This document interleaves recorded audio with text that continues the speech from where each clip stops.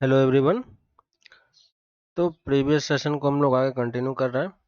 ठीक है, यहाँ पे क्वेश्चन है, if P and Q are two statement and then हमें पूछा है कि पी और not of P implies not of Q की वैल्यू कितनी होगी, है ना।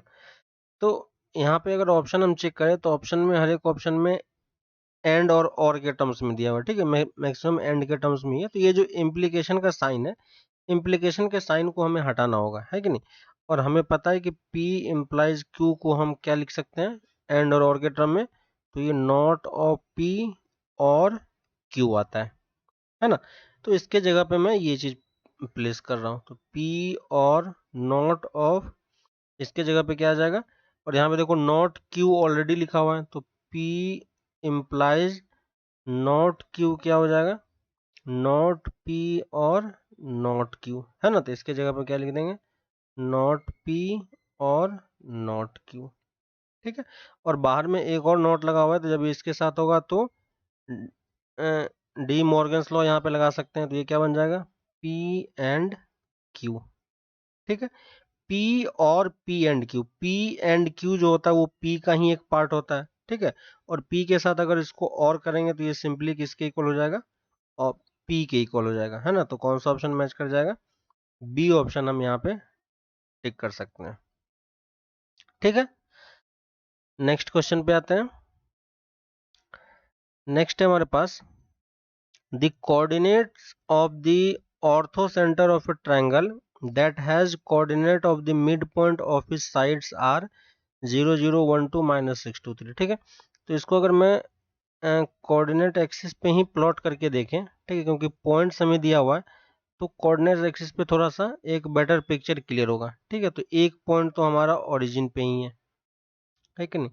दूसरा पॉइंट एक 1,2 पे है, तो 1,2 यहाँ पे एज्यूम कर लेते हैं। और -6,3 है, तो ये 2 से ऊपर होगा और इस तरफ सेकेंड क्वाड्रेंट में होगा, है ना। तो -6,3 लिख लेते हैं। ठीक है, और इसको जब हम ज्वाइन करेंगे, ठीक है, इसको जब आप ज्वाइन करोगे तो ये ऐसा कुछ फिगर बनेगा, है ना। तो ये भी एक ट्रायंगल बन रहा है, लेकिन हमें इस ट्रायंगल का ऑर्थो सेंटर नहीं निकालना है, हमें किस ट्रायंगल का निकालना है, ये उसका मिड पॉइंट दिया हुआ है। ठीक है, तो तो इसका जो मेन, यानी यहाँ पे एक साइड होगा, है ना, ये एक साइड हो रहा होगा यहाँ कहीं पे, इसका एक कहीं पे साइड हो रहा होगा।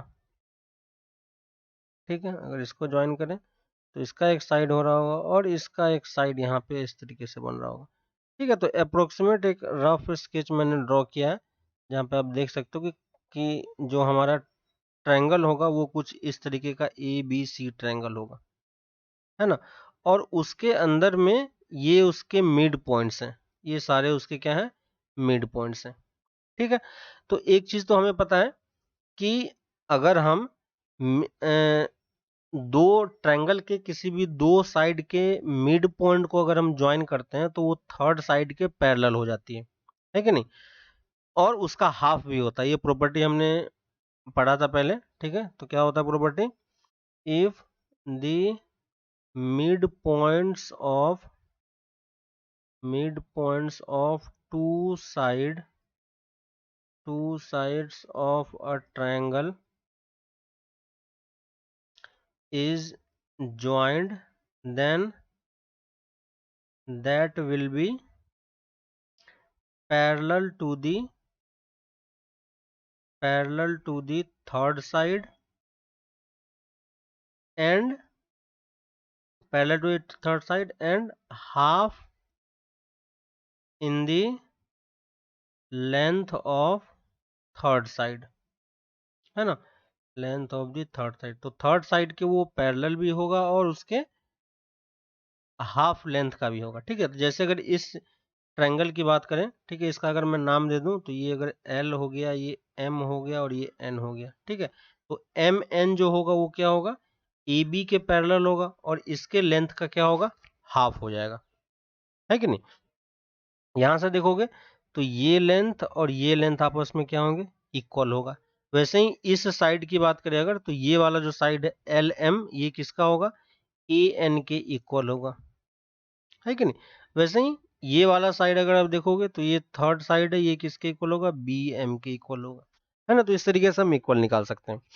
लेकिन यहाँ पे अगर आप ये चीज चेक करोगे, अगर मैं इसका स्लोप निकालता हूँ, एल एम का स्लोप निकालता हूँ, ठीक है, तो देखो यहाँ पे स्लोप ऑफ एल एम कितना होगा, -½ दिख रहा है क्या। और स्लोप ऑफ एम एन अगर आप निकालोगे तो ये कितना होगा, 2, और दोनों का प्रोडक्ट कितना है ना, स्लोप ऑफ और M of L M into slope of M N, ये कितना है, -1 है। इसका मतलब इन दोनों के बीच का एंगल कितना है, 90 डिग्री है। तो ये वाला जो एंगल है, ये एंगल कितना हो जाएगा, 90 डिग्री हो जाएगा, है ना। ये वाला एंगल 90 डिग्री हो जाएगा। और ये दोनों साइड जो है एम एन और ए बी पैरेलल है, तो ये एंगल भी कितना हो जाएगा, 90 डिग्री, है ना। और सिमिलरली इसमें भी बोल सकते हो, तो ये चारों एंगल हमारा क्या हो जाएगा, 90 डिग्री हो जाएगा। यानी ये जो है ए एल एम एन जो है, ये क्या है, ये चारों एंगल क्या है, ये एक तरीके से रेक्टेंगल बन गया, ठीक है। और अब बाहर वाले ट्रायंगल का देखोगे एबीसी का, तो एबीसी का एक एंगल 90 डिग्री यहाँ पे बन रहा है, तो ऑर्थो सेंटर हमारा कहाँ पे लाई करेगा, यहीं पे ही ऑर्थो सेंटर हमारा लाई कर रहा होगा, है ना। तो जो हमें रिक्वायर्ड जो हमारे पास ट्रायंगल है एबीसी, तो हम यहाँ पे बोल सकते हैं orthocentre of triangle ABC कहाँ पे लाई करेगा, will be on the vertex E, है ना। बस हमें ए का लोकेशन निकालना है। अब क्योंकि हमें ये पता चल चुका है कि ये रेक्टेंगल है, ए एल एम एन क्या है, रेक्टेंगल है, तो यहाँ पे लिख सकते हैं A L M N R rectangle. तो A L M N R rectangle, है ना। और अगर ये रेक्टेंगल है तो हम क्या कर सकते हैं, मिड पॉइंट वाला प्रॉपर्टी यूज कर सकते हैं, है ना। तो इसका जो मिड पॉइंट होगा, एल एन का जो मिड पॉइंट होगा, ए एम का भी मिड पॉइंट यही होगा। तो अगर मैं इस कोऑर्डिनेट को x, y एज्यूम कर लूं, तो देखो क्या हो जाएगा, x + 0/2 इक्वल टू कितना होगा, -6 + 1/2, है कि नहीं। कितना हो जाएगा, -6 + 1/2। और वैसे ही y कोऑर्डिनेट की बात करें तो y + 0/2 की वैल्यू कितनी हो जाएगी, 3 + 2/2, है ना। कितना हो जाएगा, 3 + 2/2। तो यहाँ से x की वैल्यू कितनी आ जाएगी, -5, और y की वैल्यू 5। तो जो हमारा ऑर्थो सेंटर होगा, है ना, ऑर्थो सेंटर हम इस तरीके से निकाल सकते हैं, कितना होगा, -5, 5। तो कौन सा ऑप्शन मैच कर जाएगा हमारा, यहाँ पे हम सी वाले को मार्क कर सकते हैं, ठीक है। तो इस तरीके से आप ऑर्थो सेंटर वाला पार्ट यहाँ पे कंप्लीट कर सकते हो, ठीक है। नेक्स्ट क्वेश्चन पे आते हैं। नेक्स्ट है हमारे पास डेरिवेटिव निकालना है इस वाले फंक्शन का, है ना। तो tan inverse of square root of 1 + x² - 1 divided by x, ठीक है। इसको हम अगर y एज्यूम कर लें तो हमें इसको डिफरेंशिएट करना है। लेकिन इसको डिफरेंशिएट तो हम डायरेक्टली भी कर सकते हैं चेन रूल लगा के, लेकिन अगर हम इसको थोड़ा सा सॉल्व करने का ट्राई करें तो क्या सब्स्टिट्यूट हम कर सकते हैं, x = tan थीटा, ठीक है।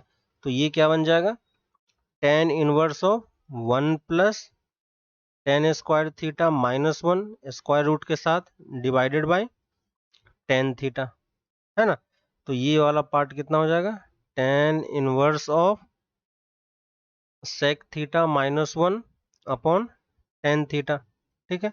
और इसको आप साइन कॉस में चेंज कर सकते हैं, ठीक है। तो ये क्या दे देगा, tan inverse of 1 - cos theta upon sin theta, ठीक है। ऊपर वाले में cos 2 थीटा का फॉर्मूला हम यूज कर सकते हैं। तो tan inverse of cos 1 - cos 2 theta क्या होता है, 2 sin² थीटा/2, और नीचे वाला इसको हाफ एंगल में ब्रेक कर सकते हैं, sin थीटा/2 cos थीटा/2। यहाँ से देखो टर्म कैंसिल हो जाएगा, तो ये क्या दे देगा, tan इनवर्स ऑफ tan थीटा/2, है ना।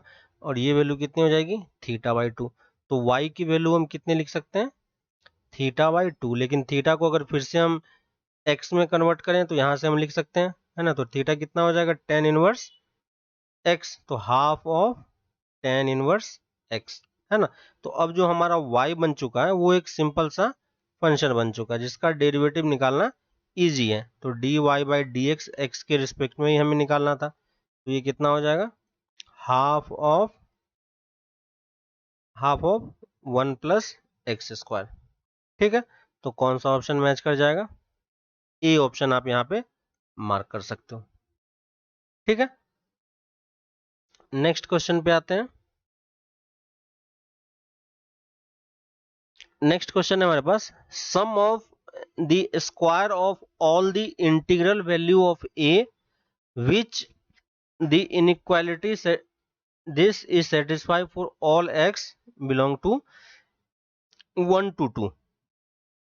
ठीक है, तो हमारे पास एक क्वाड्रेटिक है, x square plus a square plus 6a less than 0, और यहाँ से x बिलोंग टू हम क्या बोल सकते हैं, 1 to 2 बोल सकते हैं। ठीक है, और हमें x की ऐसी वैल्यू चाहिए जो इसको सेटिस्फाई करे, इसके सेटिस्फाई करने के लिए हमें a की वैल्यू चाहिए। ठीक है, लेकिन यहाँ पे अगर इस क्वाड्रेटिक के बारे में अगर हम ध्यान दें तो क्वाड्रेटिक क्या बोल रहा है कि ये वैल्यू क्या होनी चाहिए, लेस देन 0 होना चाहिए, कहाँ पे, 1 से 2 के बीच में। ठीक है, तो लोकेशन ऑफ रूट्स हमने देखा था, अगर आप कर्व की बात करोगे तो कर्व हमारा किस तरीके का होगा, ये 1 से 2 वाला पॉइंट होगा। ठीक है, और क्वाड्रेटिक मेरा कुछ इस टाइप का बन रहा होगा कि इस इंटरवल में हमेशा हमें वैल्यू कितनी मिले, 0 मिले, है ना। तो अगर मैं यहाँ से इस लेफ्ट हैंड साइड को अगर मैं एफ एक्स से जूम कर लेता हूँ तो एफ एक्स हमारा क्या होगा, ए x plus a square plus 6a।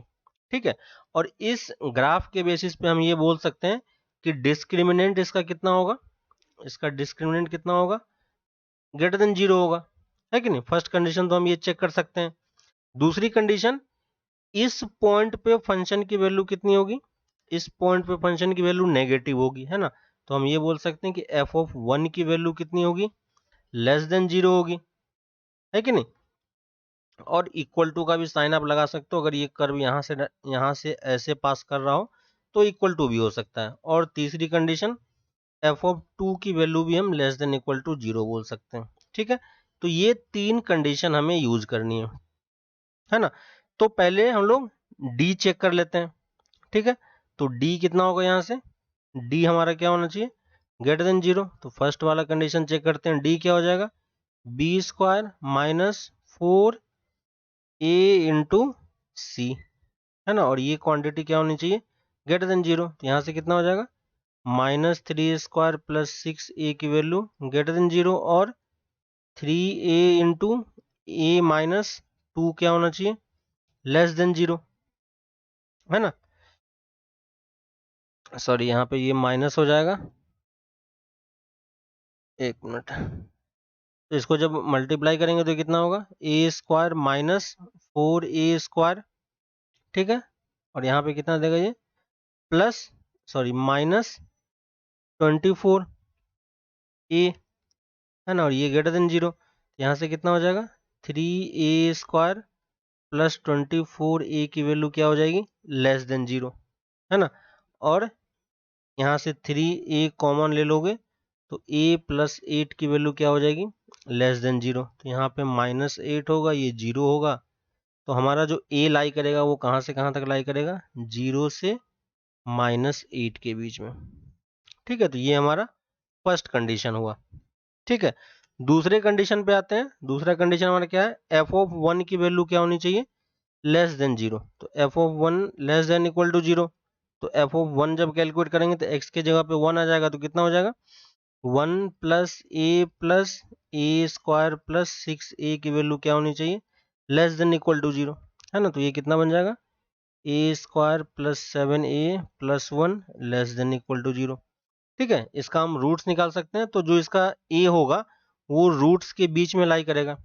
ठीक है, इसका रूट्स क्या होंगे, -7 plus square root of b square minus 4ac divided by twice a, और यहाँ पे -7 minus square root of 49 minus 4 divided by twice a. ठीक है, तो ए की अप्रोक्सीमेट ए की वैल्यू कितनी हो जाएगी, -7 प्लस 3 रूट 5 बाई ट्वाइस और यहाँ से -7 -3√5/2।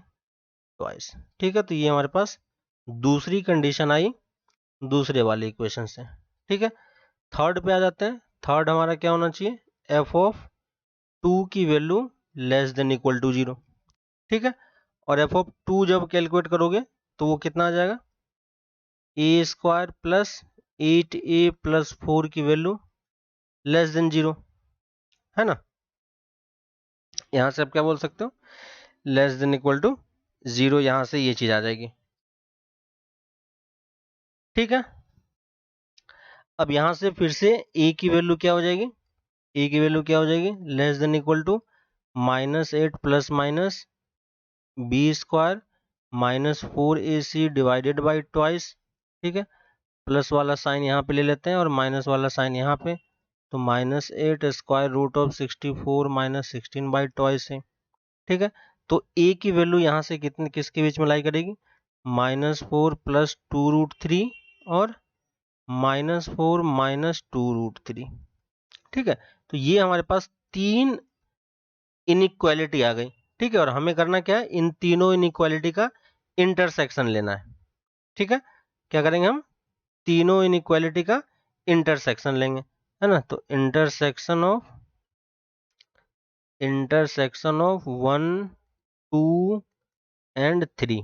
ठीक है, तीनों को आप नंबर लाइन पे प्लॉट करो और वहां से जब प्लॉट करके लोगे तो ये कितना आ जाएगा, -7 -3√5/2 से a की वैल्यू किसके बीच में लाई करेगी, -4 प्लस 2√3। ठीक है, इसके बीच में लाई करेगी। और इसके बीच में क्वेश्चन क्या बोल रहा है कि इसके बीच में जितने भी इंटीजर हैं उसका हमें स्क्वायर निकालना है। ठीक है, तो इसके बीच में इंटीजर पॉइंट कौन कौन सा आएगा, तो इसके बीच में इंटीजर देखो, तो a की वैल्यू हम क्या बोल सकते हैं, -6 -5 -4 -3 -2 एंड -1। ठीक है, तो सम क्या हो जाएगा, स्क्वायर का सम, ये कितना हो जाएगा, 36 plus 25 plus 16 plus 9 plus 4 plus 1। ठीक है, और इन सब का सम कितना हो जाएगा, डायरेक्टली फॉर्मूला भी यूज कर सकते हो और सिंपली ऐड भी कर सकते हो। तो कितना आंसर हो जाएगा, 91, है ना। तो आप यहाँ पे 91 यहाँ पे मार्क कर सकते हो। ठीक है, तो इस तरीके से ये क्वाड्रेटिक के इक्वेशन को आप सॉल्व कर पाओगे। ठीक है, नेक्स्ट क्वेश्चन पे आते हैं। नेक्स्ट हमारे पास एक फंक्शन हमें दिया हुआ है और पूछा है कि वो 1/(1)(2) है या नहीं है। ठीक है, तो f(x) को हम क्या लिख सकते हैं, f(x) हमें दिया हुआ है x/1 + x। ठीक है, ये देखो सिंपल सा कर्व है, अगर मैं इसके ऊपर में +1 -1 कर दूं तो ये f(x) क्या कहलाएगा, और इसी f(x) को मैं यहाँ पे y लिख दे रहा हूँ, तो ये y इक्वल टू कितना हो गया, डिवाइड हो जाएगा 1 - 1/(1 + x। इस 1 को इस तरफ लेके आएंगे तो 1 - y into x + 1 equal to -1। ठीक है, तो ये क्या हो जाएगा, अगर मैं इसको कैपिटल Y बोल दूं और इसको कैपिटल X बोल दूं तो ये क्या दे देगा हमें, ये हमें ग्राफ दे देगा किसका, रेक्टेंगुलर हाइपरबोला का। तो कैपिटल X और कैपिटल Y के टर्म्स में अगर बात करोगे तो ये कर्व कुछ इस तरीके से बनेगा, लेकिन हमें स्मॉल x स्मॉल y में चाहिए। तो ये स्मॉल x स्मॉल y कहाँ पे शिफ्ट हो रहा है, बस ये -1, 1 पे शिफ्ट हो गया। ठीक है, तो कर्व यही है, कर्व इसी शेप का होगा। तो देखो ये कहाँ पे शिफ्ट हो गया, y = 1, तो ये हमारा y = 1 का लाइन है। ठीक है, और दूसरा x = -1, तो x = -1 का ये लाइन हो गया। ठीक है, तो इस पॉइंट के अबाउट सेम टाइप का कर्व है, बस ये पॉइंट हमें यहाँ पे मार्क करनी है। ठीक है, x = 0 और y = 0 अगर चेक करोगे, है ना, x = 0 और y = 0 अगर चेक करोगे और यहाँ पे x = अगर 0 पुट कर दोगे तो y की वैल्यू भी कितनी आ जाएगी, 0। इसका मतलब ये कहाँ से पास करेगा, ओरिजिन से। तो ये वाला कर्व हमारा ये कुछ इस टाइप का हो गया, है ना। तो नीचे वाला जो पार्ट है वो कर्व ऐसा होगा, ठीक है, और ऊपर वाला कर्व ये यहाँ से इस तरफ जाएगा। ठीक है ना, लेकिन हमें इंटरवल दिया हुआ कहाँ से कि फंक्शन हमारा कहाँ से कहाँ डिफाइन है, 0 टू इन्फिनिटी से, है ना, 0 टू इन्फिनिटी में। ठीक है, तो हमें 0 से इन्फिनिटी के बारे में बात करनी है, यानी 0 से आगे के बारे में बात करनी। तो 0 से आगे के बारे में बात करोगे तो ये वाला कर्व कहाँ से कहाँ तक जाएगा, ये वाला पार्ट हो जाएगा जो हमने डार्क किया है, सिर्फ यही वाला इतना ही पार्ट हमारा कर्व का पार्ट है। ठीक ना, और इतना ही पार्ट अगर कर्व है तो हमें ये दिख रहा है कि ये क्या है, 1 1 है। 1 1 हम कैसे चेक करते हैं, हॉरिजॉन्टल लाइन टेस्ट। तो हॉरिजॉन्टल लाइन अगर आप ड्रॉ करोगे, कर्व को एक ही पॉइंट पे कट कर रहा है, तो ये वाला क्या हो जाएगा, 1 1 फंक्शन हो जाएगा। ठीक है, ऑन टू है या इन टू, तो उसके लिए हम क्या करेंगे, इसका रेंज कहां से कहां तक आ रहा है, तो रेंज देखो 0 से 1 तक ही जा रहा है। ठीक है, और कोडोमेन कितना है, 0 टू इन्फिनिटी। ठीक है, तो कोडोमेन और रेंज इक्वल नहीं है, तो ये क्या हो जाएगा, इनटू फंक्शन हो जाएगा। ठीक है, तो कौन सा हो गया, 1 1 होगा, लेकिन 1 1 और इनटू होगा, तो 1 1 बट नॉट ऑन टू। तो ये वाला ऑप्शन आप यहाँ पे मार्क कर सकते हो। ठीक है, तो ग्राफ के बेसिस पे हमने किया, इसी को आप डेरिवेटिव निकाल के भी ये चीजों को चेक कर सकते हो, तो वहां से भी सेम टाइप का आंसर आ जाएगा। ठीक है, नेक्स्ट क्वेश्चन पे आते हैं। नेक्स्ट है हमारे पास mean and standard deviation of 100 observation. ठीक है, यानी n की वैल्यू हमें कितनी दी हुई है, 100। मीन की बात करें तो मीन क्या होता है, sigma X I equal to 1 to 100, है ना। तो यहाँ पे मैं ये सिग्मा जहां जहां लिखा हुआ है, सिग्मा जहां पे भी मैं लिखूंगा उसका मतलब क्या होगा, sigma I equal to 1 to 100। ठीक है, क्योंकि ये बार बार ये चल रहा है, और डिवाइडेड बाय 100, इसकी वैल्यू हमें कितनी दी हुई है, 40 दी हुई है। ठीक है, तो यहाँ से देखो ये चीज हो गया। ठीक है, तो यहाँ से आप देख सकते हो कि सिग्मा एक्स आई की वैल्यू कितनी है, 4000 हमें गिवन है। ठीक है, दूसरी चीज हमें स्टैंडर्ड डेविएशन दिया हुआ है। तो स्टैंडर्ड डेविएशन क्या होता है, स्टैंडर्ड डेविएशन का अगर आप स्क्वायर कर दोगे तो वो हमको क्या मिल जाएगा, वेरिएंस। तो सिग्मा स्क्वायर, सिग्मा को अगर मैं स्टैंडर्ड डेविएशन बोलता हूँ, तो ये सिग्मा स्क्वायर अगर हमने कैलकुलेट किया तो ये वेरिएंस कहलाएगा।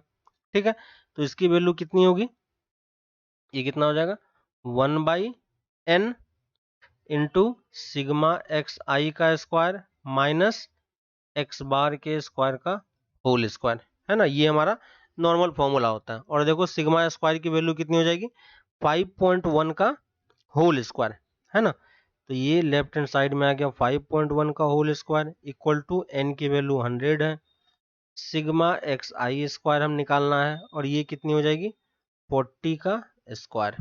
ठीक है, यहाँ से हम सिग्मा स्क्वायर की वैल्यू कैलकुलेट कर सकते हैं। तो सिग्मा स्क्वायर कितना हो जाएगा, देखो इसको इस तरफ ले आएंगे, 5.1 का स्क्वायर कितना हो जाएगा, 26.01 प्लस 40 कितना हो जाएगा, 1600, 40 का स्क्वायर इंटू 100। ठीक है, तो इसको सॉल्व करेंगे तो ये अप्रोक्सीमेटली, ठीक है, कितना हो जाएगा, 66।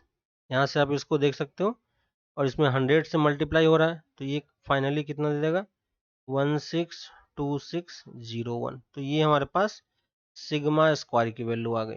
ठीक है, ये कौन सा वाला ऑब्जर्वेशन है, पहले वाला इनिशियली। ठीक है, अब क्या बोल रहा है, by student who took by mistake 50 instead of 40। ठीक है, तो ओरिजिनल डेटा 40 था, उसने 50 लेके ये सारा डेटा इसने कैलकुलेट किया है। ठीक है ना, अब हमें ये चीज 40 से इसको करेक्ट करना है। ठीक है, तो करेक्शन के लिए हमें पहले मीन, करेक्ट करेक्ट मीन निकालना होगा। तो करेक्ट मीन की वैल्यू ये हो जाएगी, और करेक्ट मीन क्या होगा, सिग्मा एक्स आई बाई 100, क्योंकि 50 को हटा के फिर 40 हमें डालना है ना। और सिग्मा एक्स आई की वैल्यू कितना है, 4000 हमारे पास था। तो ये इनिशियली इसमें 50 वाला भी डेटा इंक्लूडेड था, है ना। तो हमें इसमें क्या करना है, 50 को हटा के 40 को इंक्लूड करना है, और टोटल नंबर ऑफ डेटा तो अभी भी सेम है ना। तो इसको जब सॉल्व करेंगे तो ये कितना दे देगा, मीन की वैल्यू कितनी हो जाएगी, 39.9। ठीक है, वैसे ही करेक्टेड सिग्मा स्क्वायर की वैल्यू कितनी हो जाएगी, तो 1/100। ठीक है, सिग्मा एक्स आई स्क्वायर माइनस एक्स बार करेक्टेड का स्क्वायर। ठीक है, और इसको हमें करेक्ट करना पड़ेगा, तो ये 1/100 तो है ही, इसमें सिग्मा स्क्वायर की वैल्यू कितनी है, 162601, इसमें से हमें 50 स्क्वायर को हटाना होगा और 40 स्क्वायर को इसमें एडजस्ट करना होगा, ठीक है। और माइनस XC की जगह पे कितना आ जाएगा 39.9 का स्क्वायर। तो यहां से आपको करेक्ट वैल्यू मिल जाएगी, ठीक है। अब थोड़ा सा कैलकुलेशन है, बस इस कैलकुलेशन वाले पार्ट को सॉल्व करना है। कैलकुलेशन वाले पार्ट को सॉल्व करोगे तो कितना आ जाता है, ये 25 आ जाता है ना। तो सिग्मा स्क्वायर की वैल्यू कितनी आ गई 25, तो सिग्मा की वैल्यू कितनी आ जाएगी 5, ठीक है। तो बाकी कैलकुलेशन वाला पार्ट है, बाकी मेथड मैंने आपको एक्सप्लेन कर दिया किस तरीके से करना है इस टाइप के क्वेश्चन, क्योंकि वेरिएंस के क्वेश्चन है ना, तो थोड़ा सा कैलकुलेटिव होता है, ठीक है। तो उतना आप कर लोगे तो इतना मार्क्स हमारा सिक्योर हो जाता है, ठीक है। नेक्स्ट पे आते हैं। नेक्स्ट है हमारे पास the value of this expression, ठीक है। तो सिग्मा इक्वल टू के 1 to 10 और यहाँ पे दिया हुआ है sine of 2k pi by 11 minus i of cos 2k pi by 11, ठीक है। और हमें पता है कि जब हम z लिखते हैं तो z क्या होता है cos थीटा प्लस आई साइन थीटा के फॉर्मेट में होता है ना, लेकिन ये उल्टा लिखा हुआ है। तो यहाँ से हम माइनस आई को पहले बाहर निकाल लेते हैं, तो माइनस आई जब बाहर आ जाएगा तो ये क्या दे देगा कि equal to 1 to 10 cos of 2k pi by 11, और यहाँ पे माइनस से डिवाइड हुआ है तो ऊपर जाके ये फिर प्लस आई कर देगा, है ना। तो sign of 2k pi by 11, ठीक है। और यहीं पे देखो माइनस आई, और इसी को हम अब क्या लिख सकते हैं के equal to 1 to 10 e to the power i 2k pi by 11, ठीक है। और ये एक्चुअली में क्या है 11th रूट ऑफ यूनिटी है, ये क्या है 11th रूट ऑफ यूनिटी है। लेकिन 11th रूट ऑफ यूनिटी क्या होता है ना, 11th रूट ऑफ यूनिटी है ना, nth रूट ऑफ यूनिटी हमने किया था। 11th रूट ऑफ यूनिटी अगर देखोगे तो ये 11th रूट ऑफ यूनिटी क्या होता है 1 plus alpha square up to alpha to the power 10, और इन सब का सम कितना होता है 0। एल्फा की वैल्यू को अगर मैं सिर्फ इतना बोल दूं है ना, एल्फा आपको याद होगा एल्फा क्या हो जाता है e to the power i 2 pi by, अगर 11 बोल रहे हैं तो नीचे 11 हो जाएगा, ठीक है। तो ये देखो सब कुछ सेम है, लेकिन ये k इक्वल टू 1 से स्टार्ट है, तो इस पूरे की वैल्यू कितनी हो जाएगी यहां से लेके यहां तक का सम, है ना। तो ये वैल्यू एक्चुअली में कितने किसके इक्वल हो जाएगी -1 के। तो ये i इंटू -1 और वैल्यू कितनी आ गई प्लस का i, ठीक है। तो इस टाइप के क्वेश्चन में क्योंकि ये रूट्स के क्वेश्चन बन रहे हैं, है ना, रूट्स के क्वेश्चन बन रहे हैं, तो यहाँ पे आपको सारे पार्ट को सॉल्व नहीं करना होता है ना। आपको इसको nth रूट ऑफ यूनिटी के टर्म्स में चीजों को देखना होगा। जब भी सम का क्वेश्चन हो कॉम्प्लेक्स नंबर में तो आपको एक बार nth रूट ऑफ यूनिटी के बारे में जरूर सोचो, ठीक है। नेक्स्ट क्वेश्चन पे आते हैं। नेक्स्ट है हमारे पास लिमिट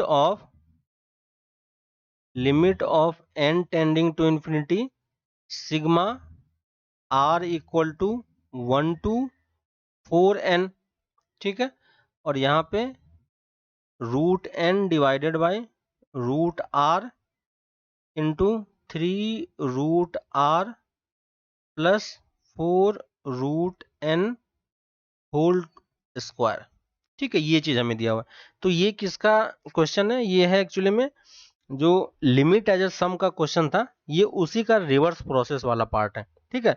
तो आपको याद होगा कि लिमिट एज ए सम वाले में इंटीग्रेशन है ना, और sigma r equal to n इस टाइप से रहता है f of r by n into 1 by n का टर्म होता है, ठीक है। और 1 बाई एन को बाहर ले लो यहाँ पे, और यहाँ पे limit n tending to infinity रहती है, ठीक है।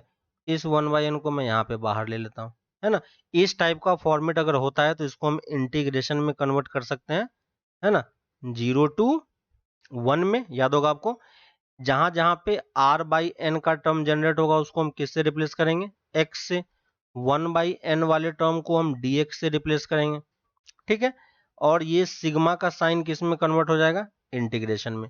तो सेम चीज देखो ये लिमिट वाला पार्ट होना चाहिए, तो ये इसी फॉर्मेट का बन रहा है, तो ये integration F x d x में कन्वर्ट हो जाता है, ठीक है। सेम चीज हम यहाँ पे कर रहे हैं, तो क्योंकि सिग्मा है तो हमें इंटीग्रेशन में जाना ही है। ठीक है, अंदर में हमारे पास क्या होना चाहिए, एक 1/n का टर्म होना चाहिए। ठीक है, तो यहां से देखो 1/n का टर्म आप कैसे जनरेट करोगे, तो अगर इस वाले पार्ट से मैं n को बाहर ले लेता हूँ, रूट n को बाहर ले लेता हूँ, तो बाहर आके वो 1/n दे देगा, है ना।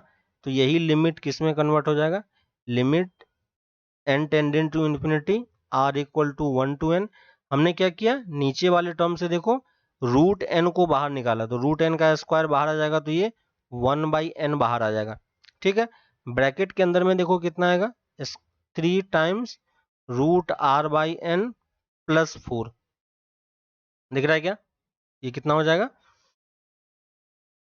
3 रूट r/n और इसका ये होल स्क्वायर है। बाहर में देखो रूट n है, रूट r है, इस n को अगर मैं नीचे लेके आऊं तो ये क्या हो जाएगा, स्क्वायर रूट ऑफ r/n और ऊपर में 1 हो गया। ठीक है, अब देखो ये प्रॉपर फॉर्मेट का हो गया, बस ये वाला पार्ट आपको यहाँ पे मूव कराना है। तो ये इंटीग्रेशन का साइन किस में कन्वर्ट हो जाएगा, समेशन का साइन इंटीग्रेशन में 1 बाई जहां जहां पे r/n है वहां पे हम क्या पुट कर देंगे, x, तो ये क्या हो जाएगा रूट x, और यहाँ पे कितना आ जाएगा 3 टाइम्स रूट x प्लस 4 और इसका ये होल स्क्वायर, और ये 1/n किस में बन जाएगा, dx में।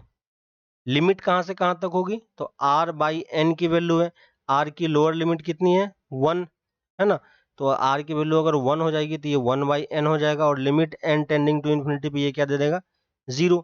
मैक्सिमम वैल्यू r की वैल्यू कहां तक जा रही है, 4n तक जा रही है। ठीक है, तो यहाँ पे हो गया 4n, n tending to infinity value कितनी हो जाएगी 4, तो यानी ये लिमिट कहां से कहां तक मूव करेगा, इस तरीके से ये मूव कर रहा है। और अब हमें इसे सॉल्व करना है, तो यहाँ पे देखो ये वाले पार्ट को अगर आप t ले लोगे, है ना, तो क्या सब्स्टिट्यूट कर रहे हैं, 3 रूट एक्स प्लस 4 को हमने t ले लिया, तो इसका डेरिवेटिव कितना हो जाएगा 3/2 root x d x equal to d t. तो यहाँ से dx बाय रूट एक्स की वैल्यू कितनी हो जाएगी 2/3 dt। ठीक है, यहाँ पे वैल्यू पुट करो, तो ये टर्म देखो वैल्यू कितनी आ जाएगी dt बाई dt बाई 2/3 बाहर ले लिया, और ये टर्म तो बाहर आ गया, ये क्या बन गया टी स्क्वायर बन गया, है ना। और लिमिट कहां से कहां तक हो जाएगी, तो x इक्वल टू 0 पे वैल्यू कितनी मिल जाएगी 4, और x इक्वल टू 4 पे ये 10 दे देगा, तो हमारे पास ये लिमिट आ गया, है ना। इसको हम सिंपली इंटीग्रेट कर सकते हैं, तो 2/3 और ये कितना दे देगा -1/t और लिमिट 4 to 10। ठीक है, तो कितना हो जाएगा 2/3 माइनस का, और ये 1/10 माइनस 1/4, है ना, तो सॉल्व करेंगे तो कितना आ जाएगा 1/10। तो इस समेशन की वैल्यू कितनी हो जाएगी 1/10 के इक्वल। ठीक है, तो ये लिमिट एज ए सम का क्वेश्चन है, इसी का वो रिवर्स प्रोसेस है, तो आप ये क्वेश्चन इजीली सॉल्व कर सकते हो। ठीक है, नेक्स्ट पार्ट पे आते हैं। नेक्स्ट है the angle of elevation of the cloud from a point 250 metre above the lake is 15 degree. ठीक है, तो यहाँ पे देखो ये हमारा एक लेक होगा। ठीक है, ये वाला इस वाले पॉइंट को हमने सी लेवल मान लिया, या इसी को लेक बोल लेक अगर बोल रहे हैं, तो इस लेक से 250 मीटर ऊपर। ठीक है, तो यहाँ पे मान लो हमारा ये 250 मीटर हाइट है। ठीक है, और इस हाइट से यहाँ पे कहीं पे क्या है क्लाउड है। ठीक है, तो इस क्लाउड का एंगल कितना बन रहा है, ये एंगल 15 डिग्री बन रहा है। और इसका जब वो रिफ्लेक्शन देख रहा है, तो रिफ्लेक्शन कहाँ पे आएगा, रिफ्लेक्शन आएगा बेस में, इस लेग के साथ, है ना, तो लेग के साथ रिफ्लेक्शन यहाँ पे आ जाएगा, तो इसके साथ इसका जो एंगल बन रहा है वो कितना बन रहा है, ये एंगल इसका बन रहा है 45 डिग्री, है ना। तो हमें हाइट निकालनी है, हाइट ऑफ द क्लाउड, तो क्लाउड की हाइट कितनी होगी वो चीज हमें चाहिए। ठीक है, तो अगर मैं इसको यहाँ से यहाँ ज्वाइन कर देता हूँ, ठीक है, तो यहाँ से देखो हाइट अगर चेक करनी है तो ये वाला क्या हो जाएगा, इसका हाइट x हो जाएगा, तो ये वाला लेंथ भी कितना हो जाएगा x ही हो जाएगा। ठीक है, इस डिस्टेंस को अगर हम डी एज्यूम कर लें, ठीक है, और ये वाला लेंथ कितना हो जाएगा, ये वाला लेंथ, ये भी 250 हो जाएगा, ठीक है। तो अब देखो यहाँ पे tan 45 डिग्री की वैल्यू कितनी हो जाएगी, tan 45 डिग्री इस वाले लोअर ट्रायंगल में, तो हाइट कितनी हो जाएगी, हाइट हो जाएगी x प्लस 250, है ना, x plus 250 divided by D, ठीक है, और ये इक्वल टू 1 है, तो d की वैल्यू कितनी आ गई, x प्लस 250, ठीक है। और ऊपर वाले एंगल में अगर काम करें तो tan 15 डिग्री की वैल्यू कितनी हो जाएगी, x minus 250 by x minus 250 by कितना हो जाएगा, ये हाइट लेंथ इतना गया और डिवाइडेड बाई d, और d की वैल्यू हम ऑलरेडी कैलकुलेट कर चुके हैं, तो 250 बाई x प्लस 250, ठीक है। tan 15 को हम क्या लिख लेंगे, tan 45 माइनस 30 डिग्री, ठीक है, इसमें फॉर्मूला यूज कर लेंगे 1 minus 1 by root 3 upon 1 plus 1 by root 3 equal to x minus 250 upon x plus 250, ठीक है। और ये वैल्यू सॉल्व होगी कितनी दे देगी, root 3 minus 1 upon root 3 plus 1, ठीक है। इस वाले इक्वेशन को हम सॉल्व कर सकते हैं, है ना। तो यहाँ से जब इसको हम सॉल्व करेंगे तो x की वैल्यू कितनी आ जाती है ना, यहाँ से देखो x की वैल्यू अगर आप 250 रूट 3 पुट कर दोगे तो यहाँ से 250 कॉमन आ जाएगा और ये इसके इक्वल हो जाएगा, है ना। तो x की वैल्यू कितनी आ जाएगी, 250 रूट 3, और इसको आप डायरेक्टली सॉल्व भी कर सकते हो, ठीक है। कॉम्पोनेंडो डिविडेंडो वगैरह कुछ भी यूज करना है तो वो यूज कर लो और आप उसकी वैल्यू यहाँ पे कैलकुलेट करके निकाल सकते हो, कितना आ जाएगा आंसर, 250 रूट 3, ठीक है। नेक्स्ट क्वेश्चन पे आते हैं। नेक्स्ट है हमारे पास, late p be a relation defined on the set of real numbers such that p हमें डिफाइन किया गया है a कॉमा b से, ठीक है, और a कॉमा b किस तरीके से रिलेटेड है, sec square a minus tan square b equal to 1, ठीक है। इसको अगर थोड़ा सा और हम सिंप्लीफाई करें तो a कॉमा b की वैल्यू किसकी इक्वल हो जाएगी, sec square a equal to 1 plus tan square b, ठीक है।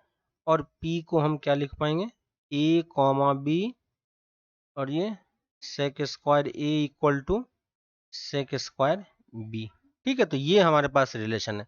अब रिफ्लेक्सिव पे आते हैं, एक एक टर्म चेक करते जाते हैं। तो रिफ्लेक्सिव के लिए हमें क्या चेक करना होता है, a कॉमा a सही है कि नहीं, है ना, और a कॉमा a अगर पुट करोगे तो sec square a equal to sec square a आ जाएगा, है ना, b की जगह पे a पुट कर देना है। इसका मतलब ये रिलेशन क्या है, रिफ्लेक्सिव है। सिमेट्रिक की अगर हम बात करते हैं तो सिमेट्रिक में अगर हमें a कॉमा b गिवन है तो a कॉमा b हमें क्या गिवन है, sec square a equal to sec square b, तो हमें b कॉमा a चेक करना है कि वो भी ट्रू है कि नहीं।